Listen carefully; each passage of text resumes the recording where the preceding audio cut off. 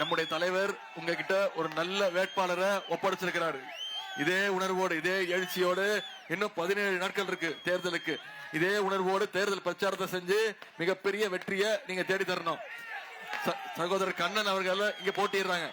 சகோதரர் கண்ணனை பத்தி நான் உங்களிடத்துல அதிகம் பேச விரும்பல, சொல்ல விரும்பல. ஏன்னா உங்களுக்கு எல்லாருக்குமே அறிமுகமானவர் சகோதரர் கண்ணன் அவர்கள்.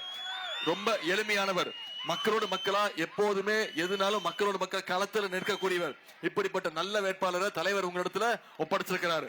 அது மட்டும் இல்ல, இன்னைக்கு தமிழ்நாடு முழுக்க நான் பிரச்சாரம் போயிட்டு இருக்கேன். கிட்டத்தட்ட 35 தொகுதி முடிச்சிருக்கிறேன். 35வது தொகுதியா இன்னைக்கு ஜெயங்கொண்டம் வந்திருக்கிறேன். உங்களுக்கு இன்னொன்னு தெரியுமா, நானும் ஒரு வேட்பாளர் தெரியுமா? நானும் இந்த தேர்தலில் போட்டி போடுறேன் தெரியுமா உங்களுக்கு?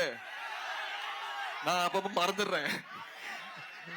இந்த மாதிரி தலைவர் அவர்கள் எனக்கும் ஒரு வாய்ப்பு கொடுத்திருக்கிறார். சேப்பாக்க திருவல்லிக்கேணி தொகுதியில், சென்னையில இருக்கக்கூடிய சேப்பாக்க திருவல்லிக்கேணி தொகுதியில நானும் போட்டி போடுறேன். ஆனா நான் தொகுதிக்கு ஒரே ஒரு நாள் தான் பிரச்சாரத்துக்கு போயிருக்கேன். வாக்கு கேட்டு ஒரே ஒரு நாள் தான் போயிருக்கேன். நான் என் தொகுதியை விட்டுட்டு எங்க ஜெயங்கொண்டம் வந்திருக்கேன். சகோதரர் கண்ணனுக்கு வாக்கு கேட்கிறேன்.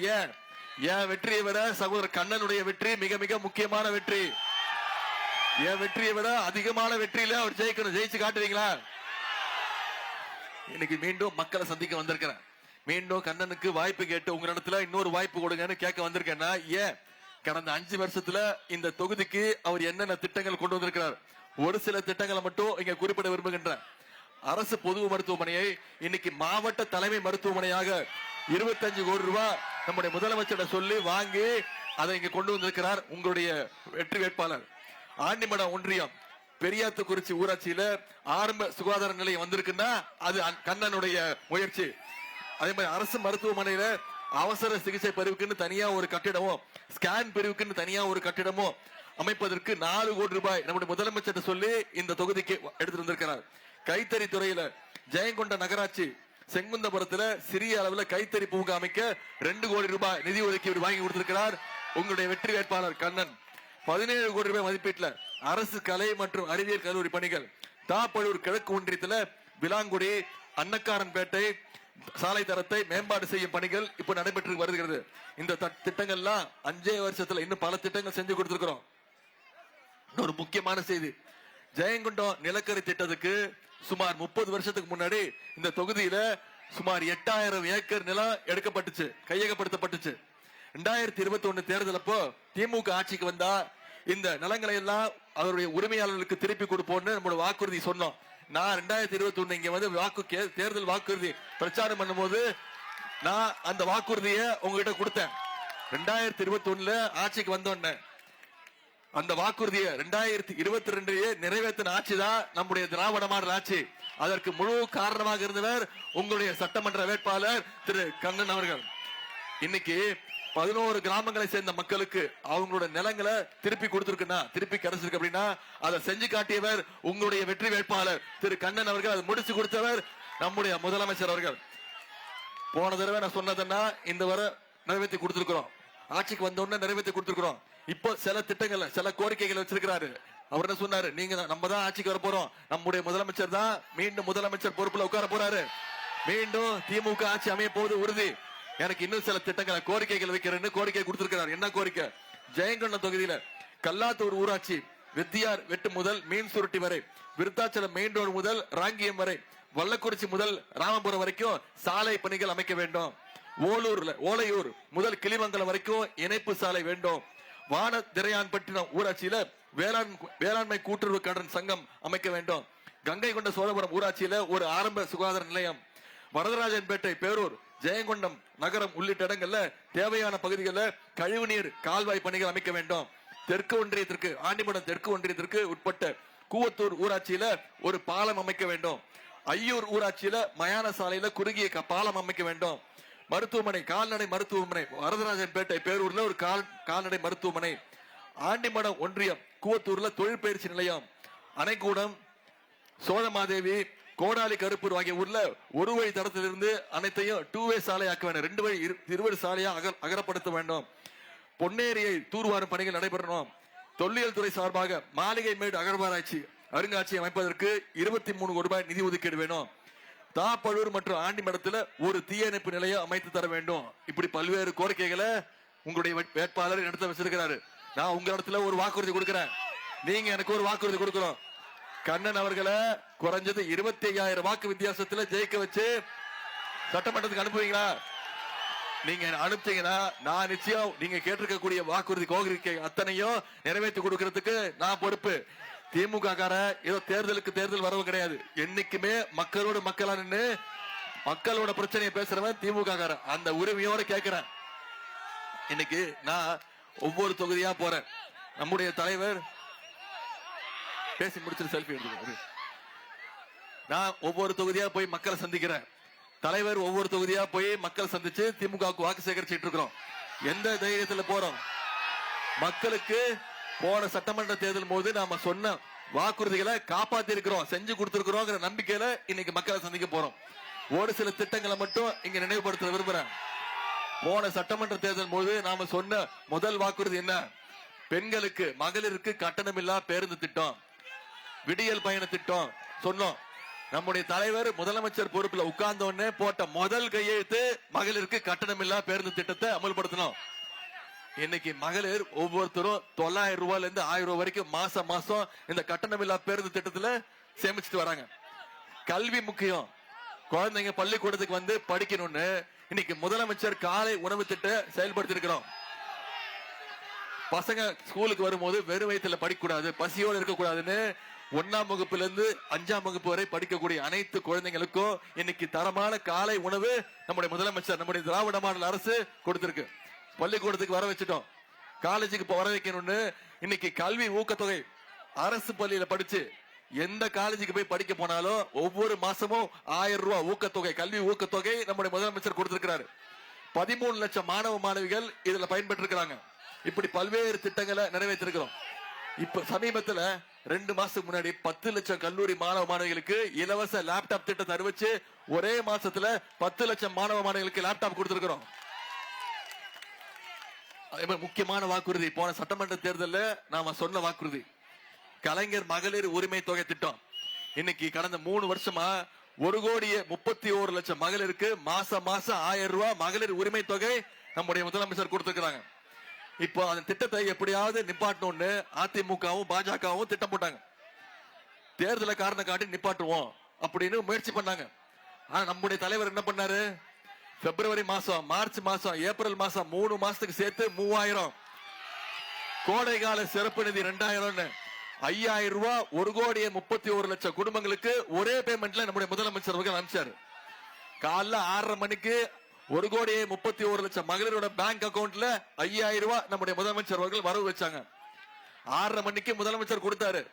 9 மணிக்கு மகளிர் எல்லாம் போய் பேங்க்ல பணத்தை எடுத்துட்டாங்க. ஏன்? அந்த அளவுக்கு மோடி அரசு மேல நம்பிக்கை. பேங்க்ல மினிமம் பேலன்ஸ் இல்லன்னு சொல்லி இந்த பணத்தையும் மோடி உருவிட போறாருன்னு நம்முடைய மகளிர் போய் அந்த பணத்தை எடுத்தாங்க. இப்போ நம்முடைய தலைவர் வாக்குறுதி கொடுத்திருக்கிறார். என்ன வாக்குறுதி? மீண்டும் திராவிட மாடல் 2.2 ஆட்சி அமைஞ்சோன்னு மகளிர் உரிமை தொகை 1000 இல்ல உயர்த்தி 2000 ரூபாய் தரேன்னு வாக்குறுதி கொடுத்திருக்கிறோம். காலை உணவு திட்டம் 5ஆம் வகுப்பு வரைக்கும் இல்ல 8ஆம் வகுப்பு வரைக்கும் காலை உணவு திட்டம் செயல்படுத்தப்படும். கல்வி உதவித்தொகை 1000 ரூபாய் இல்ல 1500 ஆக மாசம் மாசம் கல்வி உதவித்தொகை 1500 கொடுப்பேன்னு வாக்குறுதி கொடுத்திருக்கிறோம். ஓஏபி முதியோர் உதவித்தொகை 1200 இல்ல 2000 ரூபாய் உயர்த்தி கொடுப்பேன்னு முதலமைச்சர் வாக்குறுதி கொடுத்திருக்கிறார். அடுத்த 5 வருஷத்துல அனைத்து கல்லூரி மாணவ மாணவிகளுக்கும் லேப்டாப், இலவச லேப்டாப் திட்டம் வழங்கப்படும்னு வாக்குறுதி கொடுத்திருக்கிறோம். அடுத்த 5 வருஷத்துல 10 லட்சம் கலைஞர் கனவு இல்லம் கட்டப்பட்டு யார் யாருக்கெல்லாம் வீடு இல்லையோ அவங்களுக்கெல்லாம் கலைஞர் கனவு இல்ல திட்டம் செயல்படுத்தப்படும் வாக்குறுதி கொடுத்திருக்கிறோம். முக்கியமான வாக்குறுதி உங்க அத்தனை பேருக்கு தெரிஞ்சிருக்கும். ஏற்கனவே நம்முடைய ஆட்சி அமைஞ்சோன்னு நம்முடைய முதலமைச்சர் அனைத்து மகளிருக்கும் 8000 ரூபாய் மதிப்புள்ள ஒரு கூப்பன் கொடுத்துருவோம். அந்த கூப்பனை வச்சு மகளிர் அவங்க வீடுகளுக்கு என்ன தேவைங்கிறத அவங்களே முடிவு பண்ணிக்கலாம். மின்சாதன பொருட்கள் என்ன வேணுமோ, ஃப்ரிட்ஜா, டிவியா, குக்கரா, மிக்சியா, கிரைண்டரா, எது வேணும்னாலும் அவங்களே முடிவு பண்ணி வாங்கிக்கலாம்னு நம்முடைய தலைவர் அறிவிச்சிருக்கிறாங்க. இந்த திட்டத்தை எல்லாம் செயல்படுத்தணும்னா மீண்டும் திராவிட முன்னேற்ற கழக அரசு, நம்முடைய 2.2 அரசு அமையணும். நான் இப்போ இவ்வளவு நேரம் எவ்வளவு திட்டங்கள் பண்ணிருக்கிறோம். இந்த 5 வருஷத்துல என்னென்ன திட்டங்களை சொல்லியிருக்கோம், என்ன வாக்குறுதி கொடுத்தோம், என்ன நிறைவேற்றிருக்கோங்கிறத சொன்னேன். ஆட்சிக்கு வந்தா என்ன பண்ண போறோங்கிறதையும் சொல்லிட்டேன். இவ்வளவு திட்டங்களை நம்முடைய முதலமைச்சர் செஞ்சதுனாலதான் இன்னைக்கு இந்தியாவிலேயே நம்ம தமிழ்நாடு நம்பர் 1 ஸ்டேட். 11.19% வளர்ச்சியோடு இன்னைக்கு இந்தியா வளர்ற மாநிலங்கள்ல நம்பர் 1 ஸ்டேட்டாக நம்முடைய தமிழகம் வந்திருக்கு.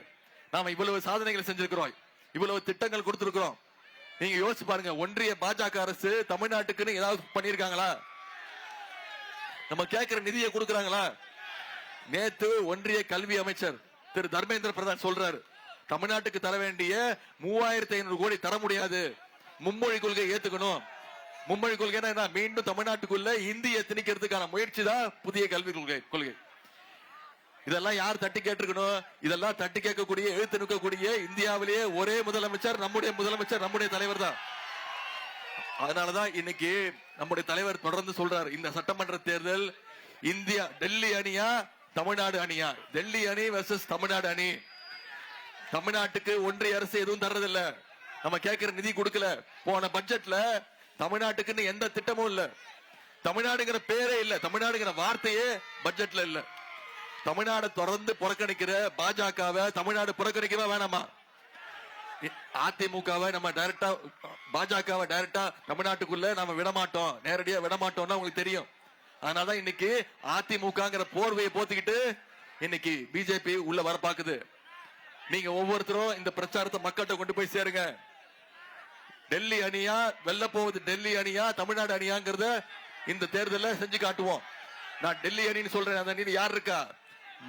மோடியுடைய கூட்டணி யாரு? திரு எடப்பாடி பழனிசாமி அவர்கள். திரு எடப்பாடி பழனிசாமி அவர்கள் தொடர்ந்து என்ன பத்தி தான் பேசிட்டு இருக்காரு. இப்போ எல்லா இடத்துலயும் போய் என்ன தெரியுமா சொல்லியிருக்காரு? அவருக்கு ஒரு பேர் வச்சிருக்கிற, உங்களுக்கு தெரிஞ்சிருக்கு, கேள்விப்பட்டிருப்பீங்க, மொரட்டு பக்தர்கள் பார்த்திருப்பீங்கம்மா, சரியா? மொரட்டு தொண்டர்கள் கேள்விப்பட்டிருப்பீங்க, கரெக்டா? எங்கேயாவது மொரட்டு அடிமை பார்த்திருக்கீங்களா? இன்னைக்கு இந்தியாவிலே நம்பர் 1 மோடியோட மொரட்டு அடிமை யாரு? திரு எடப்பாடி பழனிசாமி அவர்கள். இது ஏதாவது கெட்ட வார்த்தையா? அப்படி சொன்னோன்னே அவர் கோவம் வந்துருச்சு. உதயநிதி என்னை பத்தி தப்பா பேசுறாரு, கெட்ட வார்த்தையில திட்டுறாரு, அவருக்கு என்ன அனுபவம் இருக்கு அப்படின்னு கேட்கிறாரு. கண்டிப்பா அவருக்கு இருக்கிற அனுபவம் எனக்கு கிடையாதுதான். இந்த அனுபவம் எல்லாம் எனக்கு கிடையவே கிடையாது, தெரியுதா? கீழே ஒரு ஆள் படுத்திருக்காரு, யார் தெரியுதா? அது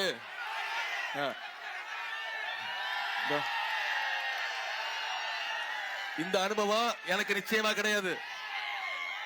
பதவிக்காக யாருடைய காலையும் பிடிக்கிற அனுபவம் எனக்கு கிடையாது. முதல்ல அந்த அம்மா உயிரோடு இருந்த வரைக்கும், ஜெயலலிதா அம்மா இருந்த வரைக்கும் அந்த அம்மா காலு, அந்த அம்மா இறந்து போன பிறகு டேபிளுக்குள்ள பூந்து போய் தவழ்ந்து போய் சசிகலா அம்மா காலு. அப்புறம் அந்த அம்மா ஜெயிலுக்கு போயிட்டாங்க. அதுக்கப்புறம் டிடிவி தினகரன் காலு.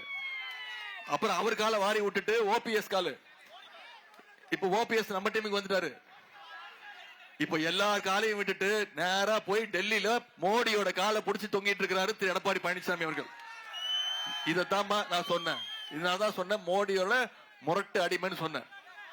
நேத்து பேசி நீ காலில் பேசிருக்கிறாரு, என்ன ரொம்ப விரக்தி போயிட்டாரு, என்ன பேசுறன்னு தெரியாம பேசிட்டு இருக்கிறாரு.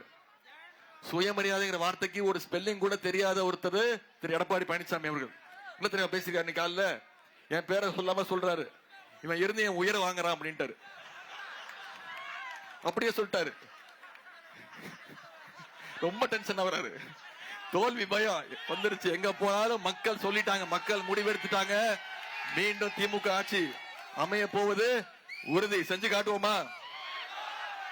உங்களை எல்லாம் அன்போடு கேட்கிறேன், பண்போடு கேட்கிறேன், பாசத்தோடு கேட்கிறேன், உரிமையோடு கேட்கிறேன், உங்க வீட்டு பிள்ளையாக இருந்து கேட்கிறேன்.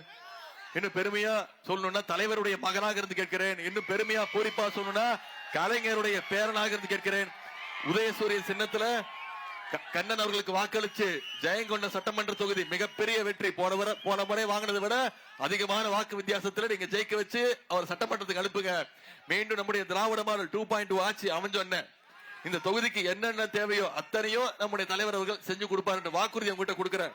அதே போல இந்த மண்ணின் மைந்தர் உங்களுடைய நாடாளுமன்ற உறுப்பினர் எழுச்சி தமிழர் அண்ணன் திருமாவளவனுடைய மாவட்டத்துல உங்களை எல்லாம் சந்தித்ததுல மிகுந்த மகிழ்ச்சி அடைகின்ற உங்க அன்புக்கும் வரவேற்புக்கும் நன்றி நன்றி வணக்கம்.